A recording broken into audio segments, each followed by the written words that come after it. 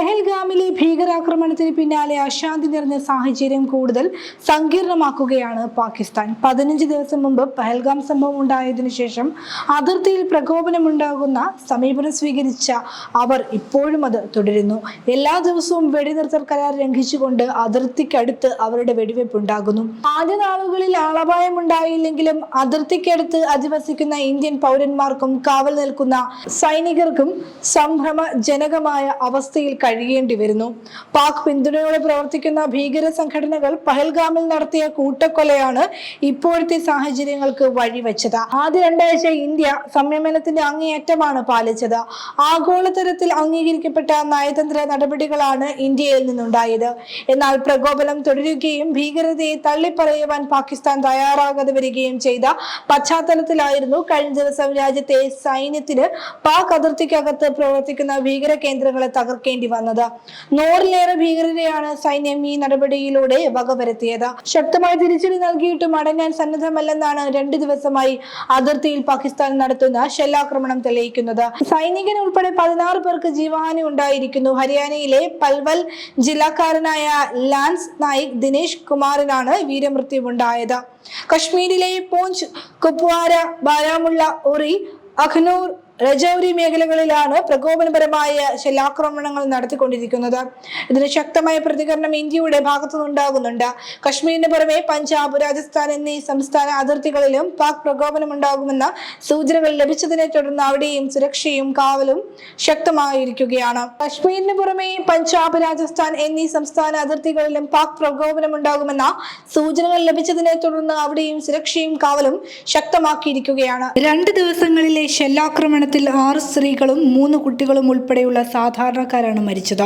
ബോധപൂർവം പ്രകോപനമുണ്ടാക്കിയ പാകിസ്ഥാൻ ഇതിനിടെ നഗരങ്ങൾ ലക്ഷ്യം വെച്ചുള്ള ആക്രമണ നീക്കം നടത്തിയത് ഇന്ത്യ നിർവീര്യമാക്കുകയായിരുന്നു. ഇതെല്ലാം യുദ്ധം ക്ഷണിച്ചു വരുത്താനാണ് പാകിസ്ഥാൻ ശ്രമിക്കുന്നതെന്നതിന്റെ സൂചനയായി വേണം കരുതുവാൻ. അതിനും ശക്തമായ തിരിച്ചടി ഇന്ത്യ നൽകിക്കഴിഞ്ഞു. ഡ്രോൺ ആക്രമണത്തിലൂടെ പാക് വ്യോമ പ്രതിരോധ സംവിധാനം തകർക്കുന്നതുൾപ്പെടെ ആൾനാശം ഒട്ടുമില്ലാതെയുള്ള പ്രതികരണമാണ് നടത്തിയത്. എങ്കിലും യുദ്ധമുണ്ടാകുന്ന സാഹചര്യം പരമാവധി ഒഴിവാക്കണമെന്ന നിലപാടാണ് ഇന്ത്യ സ്വീകരിക്കുന്നത്. ഇന്നലെ ചേർന്ന സർവകക്ഷി യോഗത്തിൽ ഇക്കാര്യം കക്ഷി നേതാക്കൾ ഒരുപോലെ ഉന്നയിച്ചിരുന്നു. സുപ്രധാനമായ ഈ യോഗത്തിലും പ്രധാനമന്ത്രി പങ്കെടുത്തില്ലെന്നത് പോരായ്മയാണെങ്കിലും സർക്കാരിന്റെ നിലപാട് സുവ്യക്തമാണ്. ഭീകരാക്രമണം ഉണ്ടായതിനു ശേഷം വിളിച്ച ആദ്യ യോഗത്തിലും പ്രധാനമന്ത്രി പങ്കെടുത്തിരുന്നില്ല. ഉദ്ദേശിച്ച ലക്ഷ്യം കൈവരിച്ചുവെന്നായിരുന്നു യോഗത്തിൽ പ്രതിരോധ മന്ത്രി അറിയിച്ചത്. പഹൽഗാമിലും അതിനു മുമ്പും പാകിസ്ഥാൻ കേന്ദ്രീകരിച്ചും അവരുടെ പിന്തുണയോടെയും നടത്തിയ ഭീകരാക്രമണങ്ങളുടെ പശ്ചാത്തലത്തിൽ കൃത്യമായ ലക്ഷ്യത്തോടെയാണ് ഓപ്പറേഷൻ സിന്ദൂർ നടത്തിയത്. ഞെട്ടിവിറച്ചിരിക്കുന്ന പാകിസ്ഥാന്റെ ഭാഗത്തു നിന്ന് പ്രകോപനങ്ങൾ തുടരുന്നുവെങ്കിലും യുദ്ധമല്ല ഇന്ത്യയുടെ മാർഗമെന്നാണ് ഇന്നലെ ഉത്തരവാദിത്തപ്പെട്ടവർ വെളിപ്പെടുത്തിയിരിക്കുന്നത്. അനിവാര്യമായാൽ അതിനുള്ള സന്നദ്ധതയും രാജ്യം തള്ളിക്കളയുന്നില്ല. യുദ്ധം ഒന്നിനും പരിഹാരമല്ലെന്ന് എല്ലാവർക്കും ബോധ്യമുള്ളതാണ്. ഇപ്പോൾ പാകിസ്ഥാൻ ഒഴികെ റഷ്യ, ഉക്രൈൻ, പലസ്തീനെതിരായ ഇസ്രായേൽ യുദ്ധങ്ങളും വിവിധ രാജ്യങ്ങളിൽ നടക്കുന്ന ആഭ്യന്തര യുദ്ധങ്ങളും അനുഭവങ്ങളായി നമ്മുടെ മുന്നിലുണ്ട്. നാശങ്ങളും ജീവഹാനിയുമല്ലാതെ യുദ്ധങ്ങൾ പങ്കാളികൾക്കോ ജനങ്ങൾക്കോ നേട്ടങ്ങളൊന്നും പ്രദാനം ചെയ്തിട്ടില്ല. ഈ സാഹചര്യത്തിൽ അതിർത്തിയിലെ അശാന്തി ഇന്ത്യയുടെ വലിയ ഉത്കണ്ഠയാകണം.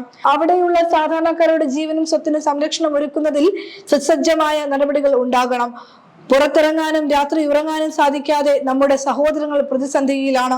പകൽ പോലും സുഗമ സഞ്ചാരമില്ലാതെ കമ്പോളങ്ങൾ അടഞ്ഞുകിടക്കുന്നതിനാൽ അവശ്യ വസ്തുക്കൾ ലഭിക്കാതെ ജനങ്ങൾ പ്രയാസപ്പെടുന്നു. പാകമാകാത്ത വിളവെടുപ്പും തൊഴിൽ ലഭിക്കാത്ത സാഹചര്യങ്ങളും ജനങ്ങളുടെ ദുരിതം ഇരട്ടിപ്പിക്കുന്നു. അതിനൊപ്പം പാകിസ്ഥാന്റെ ഷെല്ലാക്രമണങ്ങൾ ഏതു നിമിഷവും ജീവൻ അപഹരിക്കാമെന്ന ഭീതിയും. അതിർത്തിയിലൂടെ സഞ്ചരിക്കുന്ന മാധ്യമ പ്രവർത്തകരോട് അവിടെയുള്ള സാധാരണ മനുഷ്യർ ഇത്തരം വേവലാതികൾ പങ്കുവെക്കുന്നുണ്ട്. അവരെല്ലാവരും തങ്ങളുടെ ജീവിതത്തെ പ്രതിസന്ധിയിലാക്കുന്നതിന് കാരണമായ ഭീകരതയെയും കൂട്ടക്കൊലകളെയും എതിർക്കുന്നവരാണ്. അതുകൊണ്ട് അവിടെയുള്ള ജനങ്ങൾ നേരിടുന്ന പ്രയാസങ്ങളും അധികൃതരുടെ പരിഗണനയിൽ ഉണ്ടാകണം.